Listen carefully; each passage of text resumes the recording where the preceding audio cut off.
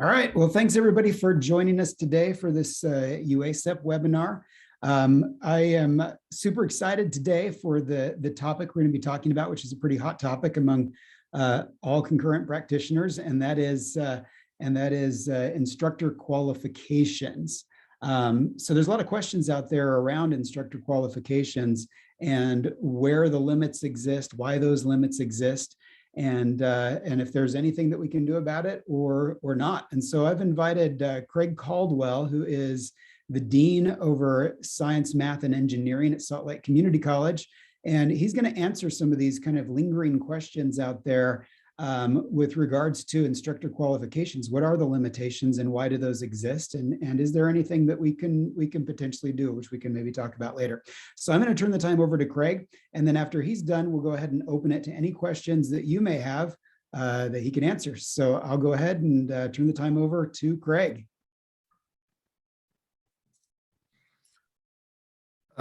Brandon, that's a tall order to answer the questions. I'll probably make some comments and probably wind up eliciting more questions, but I'm sure you'll do awesome. All right. Well, I don't think it'll take very long. There's some things I'd like to just express to all the black boxes I see on the screen here. So I'll do my best to cover what I think are the relevant features for us at Salt Lake Community College. I'm reminded of some past spiritual wisdom that I'm aware of that said that you can't have somebody serve two masters effectively or two lords effectively.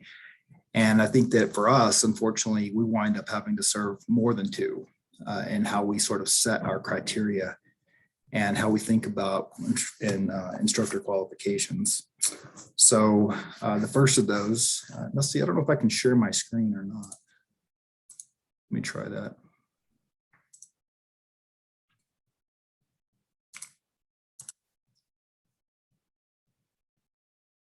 I can see it. Huh? Looks great. You're seeing, okay.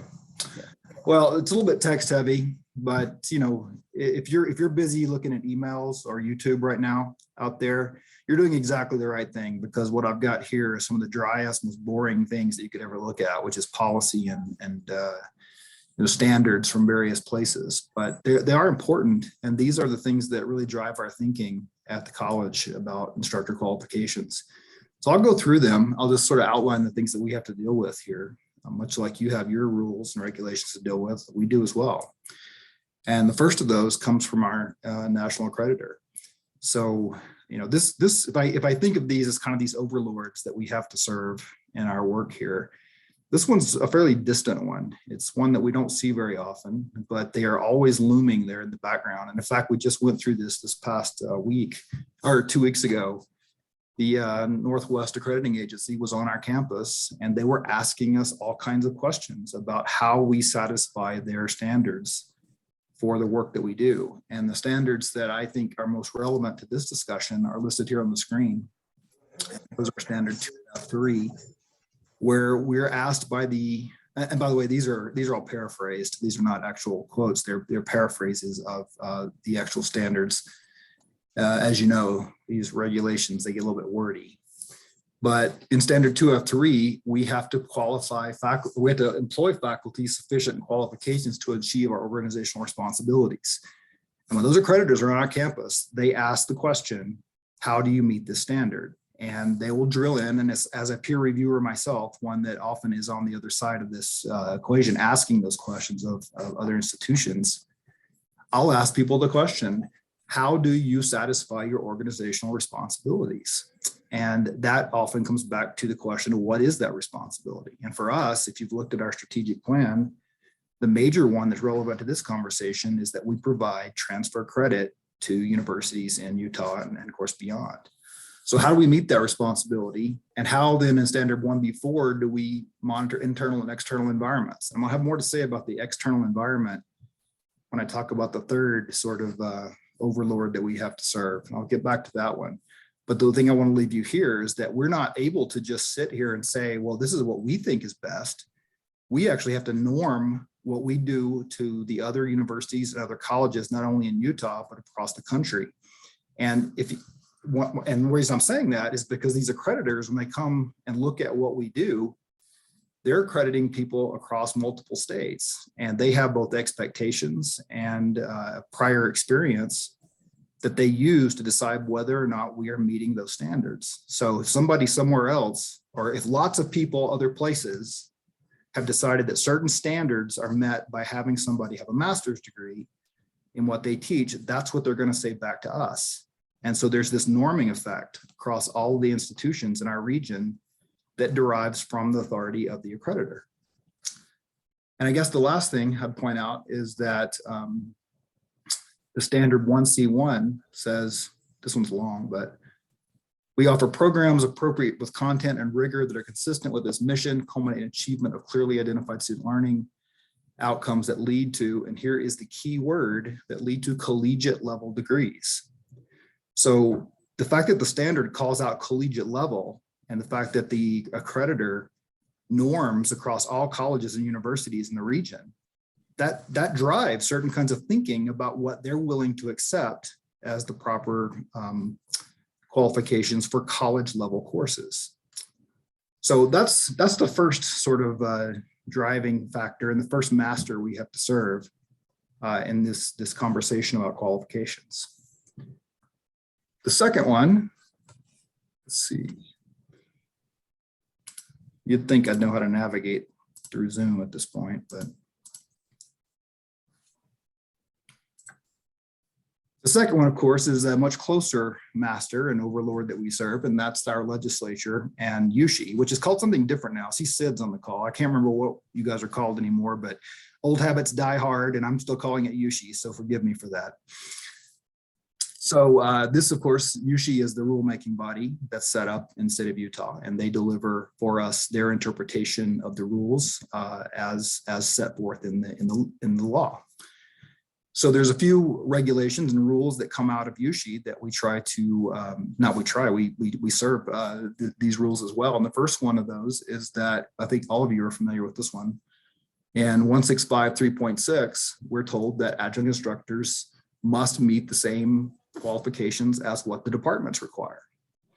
So that one's, I think we've all seen this one before, and we understand that to be the case. And so when we talk about what adjunct instructors are required to do at our college, at least in the transfer programs, which I think is what this conversation is most focused on, that means a master's degree.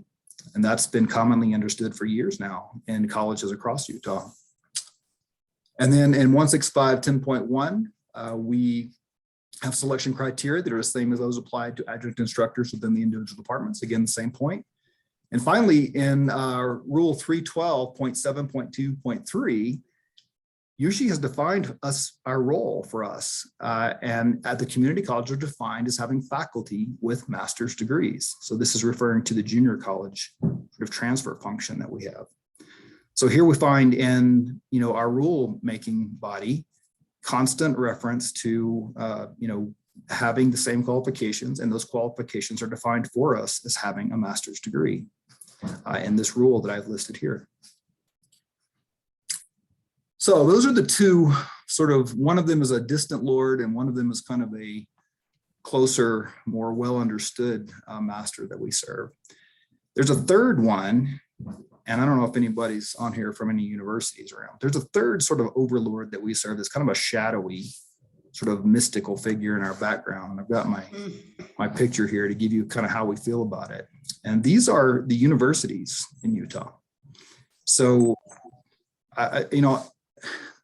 we love working with the universities. These are the people that we work with on a regular basis. But I want to make it clear that as a community college, we're not independent, in what we do. To serve our purpose and our function, we have to make sure these universities are satisfied with what we do at the 1,000 and 2,000 level for them to accept our credit. So I want to remind you of the standard from Northwest that says we monitor the internal and external environments in which we operate. So those universities have to do the same thing, by the way. They're all held to the same standards we are, at least the public universities. So they're all looking for ways to satisfy these standards as well. And in this particular case, this idea of how we tell our accreditors that we monitor the external environment One of the ways that we do that, and we just did this recently in our self-study, we report that the way we norm our activities with our external environment is through this mechanism called the majors meeting. So this is something that Yushi organizes for us on an annual basis. And we meet with our colleagues at the universities and ask them, okay, what are we doing and how are we agreeing to make sure we're all on the same page for this whole transfer situation? And to give you an idea of what a meeting looks like, this slide right here, I'm sure some of you are looking at a tiny screen, so I don't know what you're seeing, but what I'm showing you here is a sample agenda. This is from a biology majors meeting that took place back in March 1st, 2018. The reason I wanted to show it to you was I want to show you some of the topics that are discussed and why, when I say I have to satisfy the university, I'm not just making that up. This is the real conversations we have. So for example, you see here, I hope you can you see where my mouse is? Are you seeing that, Brandon? My pointer? Yep, I can see it. Okay, so I'm pointing at this thing that says alignment across institutions with course numbering, transfer issues, etc. So we discuss how those courses align, how they fit into majors, whether or not they meet the qualifications that the universities want. And the universities are relatively free. They don't have to worry too much because if they want to do something inside their university, they have a lot of authority to do that. Salt Lake Community College, on the other hand, is providing most of the concurrent enrollment, certainly in our region. And we have to follow all those universities, primarily the University of Utah, because that's the one that drives most of our transfer in articulation. That's the predominant place that our credits wind up. But we're trying to trace all the universities across Utah. So this becomes a big deal for us to make sure. And I can give you an example. Every year we have an engineering meeting, and we have engineering at the University of Utah that's spread across 3 different colleges up there. And every year it is just a race for us to keep our courses in alignment with what they do, because they change them constantly. So it's a problem for us to constantly chase the universities. But I also want to just point your attention down here, where it says faculty credentials for biology courses and labs at Salt Lake Community College. So when we have these meetings and these discussions about credentials come up, I'm telling you that what comes out of these meetings is the university says, we want you to ensure that the faculty have adequate qualifications that norm to what we do. And that usually means a master's degree. So that's why you hear us say it all the time, is that our university partners are telling us that we have to do it this way for them to be happy with the credit that we're transferring to them. And I just want you to see this agenda to understand that this is not just me saying that's happening. I want you to see evidence that we really do discuss those things at those meetings. All right, and now finally, probably the one you actually, so if you have been watching a YouTube video or working on your email, this might be the time to sort of zero back in. So here, this is a more recent document, and this is produced by Yushi. And it's the statute and rule for SB 291, which passed 2 years ago, and really drives where we are right now and how we think about, certifying instructors to have the right credentials. And I've got the relevant pieces highlighted. So according to the rule that flows from SB 291, Yushi tells us that we should meet the academic qualifications listed below. First, a master's degree or higher in the academic field. And this has been our traditional place. This is where we have tried to stay because we believe that that norms us across the institutions in Utah. It norms us to the regional institutions by which we're accredited. Everybody understands that one and nobody questions it. So it's a solid place for us to be. SB 291 also says that a master's degree or higher in any academic field. So if you've got a master's degree, it could be in any subject. We have to take that as qualifications if that person also has completed 18 credits in the discipline in which they will teach. I could talk a little bit about, if you have questions, we can talk about why we think graduate work is different than undergraduate work and why we think that adds value. But there it is. And then finally, qualifying experience as determined by the institution of higher education.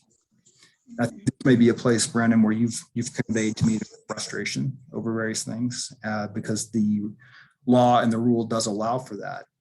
But I mean, I'm just speaking honestly, it is a risky proposition for us when we start going down this path. I mean, very risky. And the reason for that, so this point here, I'm going to show you my last slide here. So here's my Eye of Sauron again, and I'm looking down here at this qualifying experience. And the reason why this is such a big deal for us is because universities always have the ability to assign credit as they wish. Now, they will accept the credit, don't get me wrong. They'll accept credit as transfer no matter what we do here. But they always have the right to apply the credit in the way that they wish. So a biology 1010 class or 1610 class that a university decides doesn't meet their standards, they could say, well, we'll accept it as credit, but we won't accept it in fulfillment of the major. And I don't know, I can't see your faces because you're all little black boxes, but I just hope you understand what that means for us as a community college, that we just can't go down that path where we would ever introduce questions into our university partners' minds about what we do or how we deliver that credit. Because if we do, not only do we risk your students' futures, we also risk our own, because they'll just make the decision that that's not within their keeping, and they can decide that at their own university, whether they want to accept that credit or not. So we risk not only your students' credit, but all of our native college student credit transfers as well. And that's why we're so reluctant to really just open that box and say, well, we'll sort of as a one-off decide this person does or this person doesn't, and really prefer to stick with those degree requirements as laid out in the law and in the rule.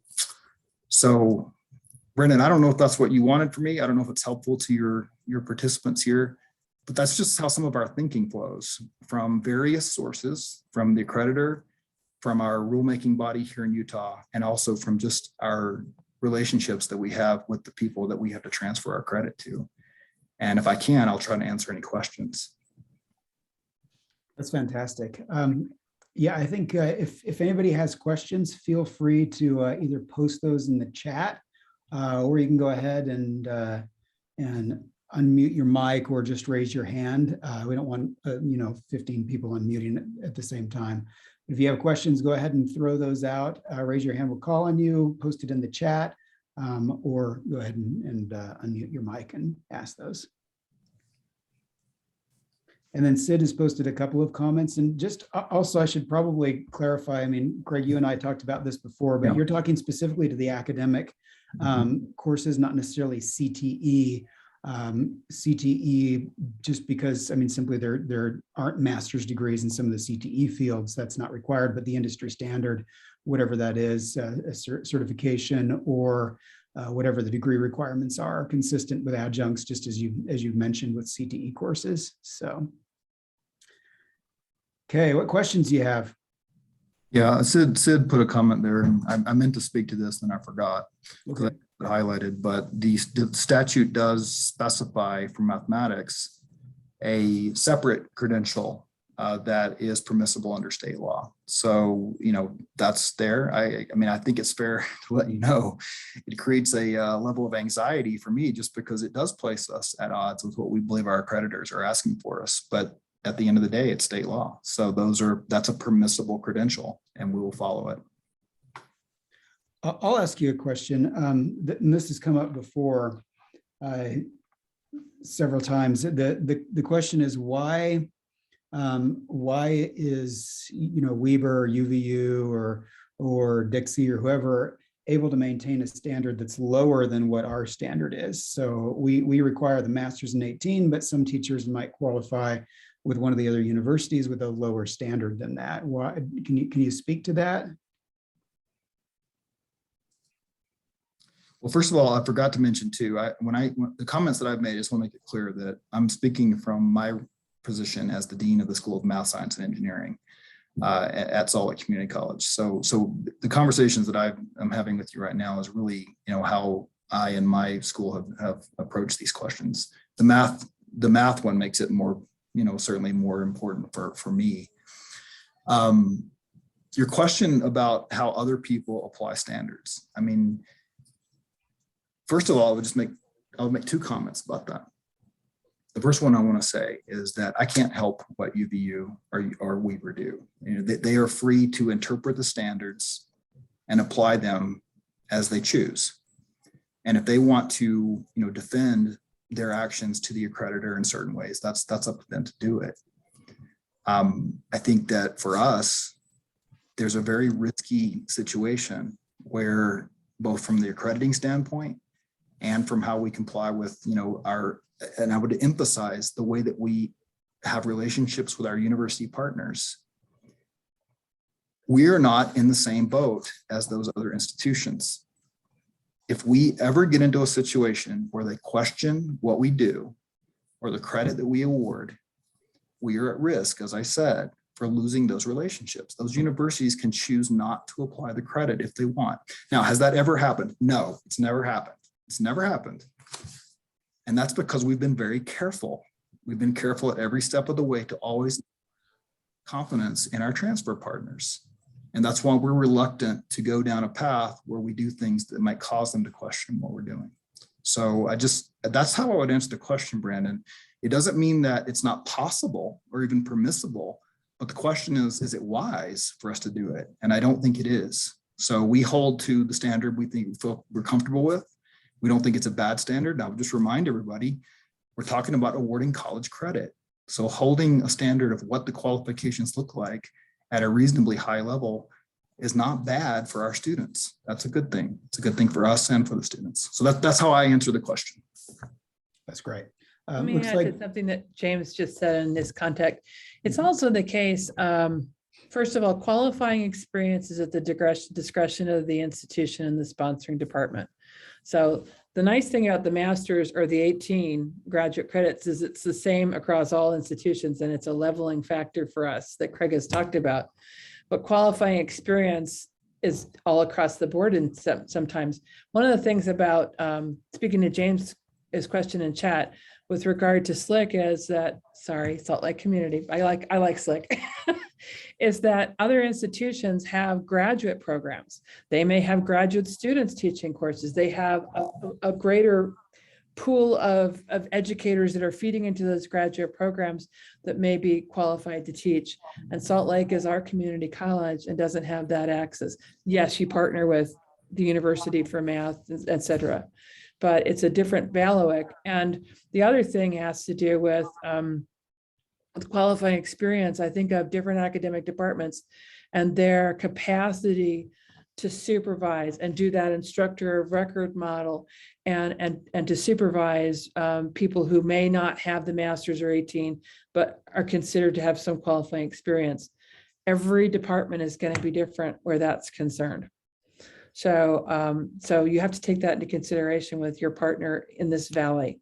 Is that, am I saying that right, Craig? I mean, do you disagree? I think I've said this in other contexts, and I think everybody on this call probably can have an intuitive sense of what's being said here, that if you've got to work for you guys, it's one person. You're talking about dealing with one person that you're putting forward an application for. But for me, can you imagine what that looks like if every district and every school is deciding which qualifications they want to put forward, and then we have to sort of wade through that? And then imagine what happens if one person gets approved and then some other district or school looks at that and says, well, you approved that person. What about my person? And it's just it's a practicality matter in some respects, which is never very satisfying. But I don't know how I would even approach that kind of situation in a way that would be fair or consistent for everybody.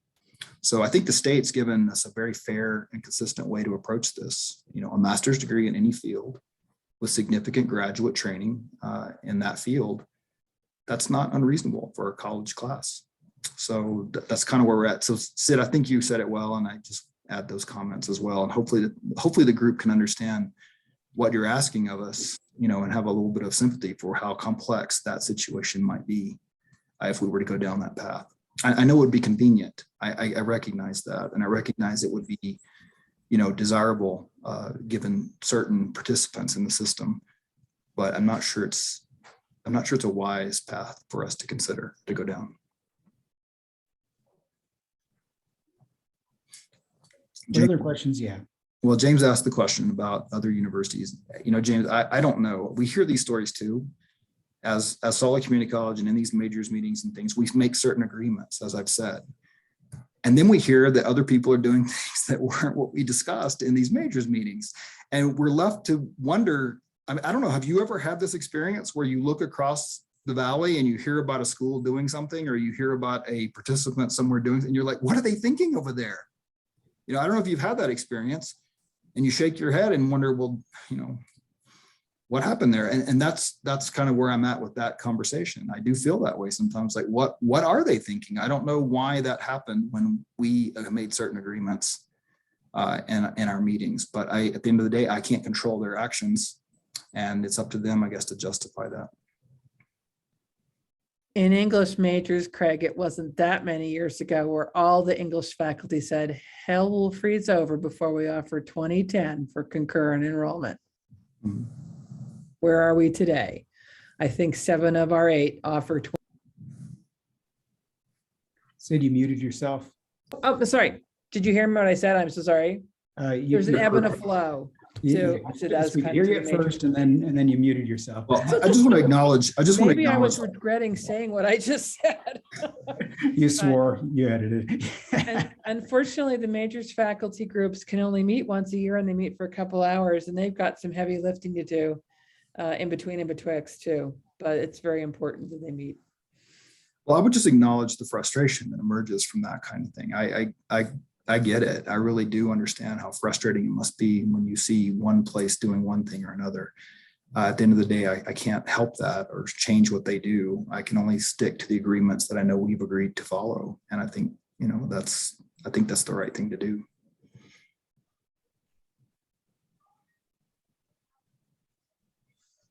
What else? Any other questions out there in the chat or that you'd like to ask?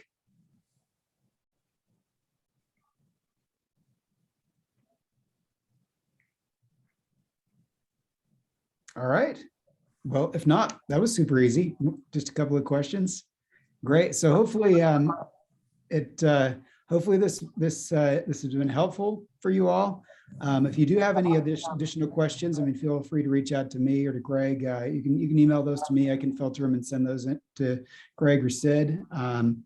Yeah, we'd like to keep this dialogue going. If you have concerns out there about instructor qualifications at any time, feel free to reach out to your higher ed partner and have those discussions. But hopefully this gives you a good background of sort of where our hands are tied and some of the reasons why at times it is difficult to get instructors qualified. But thank you again, Craig, for your time for doing this. Thank you. And yeah, and everybody have a great day. And we'll go ahead and post this recording online so those of you can watch this later or share it with your colleagues. Thanks, everybody. Have a great day.